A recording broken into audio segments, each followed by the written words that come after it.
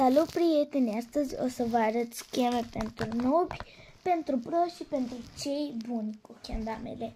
Pentru cei nobi, v-aș recomanda să faceți așa ca să învățați mai bine cu kendama. Big cap, small cap, pentru cei care nu prea sunt buni.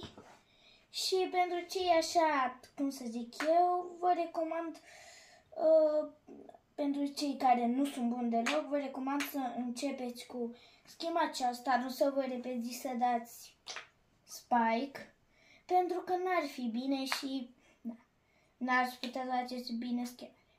Așa, pentru pro, vă recomand să dați un spike.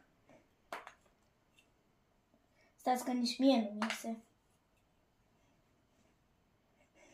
Așa.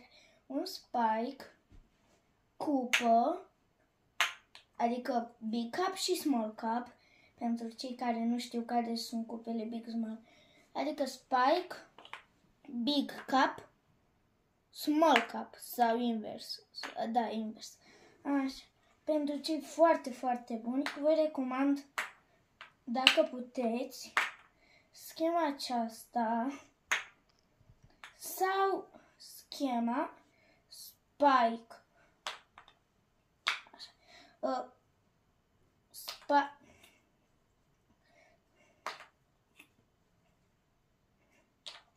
Spike și așa, și dacă mai puteți să mai dați cum puteți voi să mai dați. Și așa trebuie. Și dacă mai știți voi alte scheme pentru începători și pentru pro sau pentru din aceștia foarte buni, spuneți-mi în comentarii. Eu vă las, pa, pa!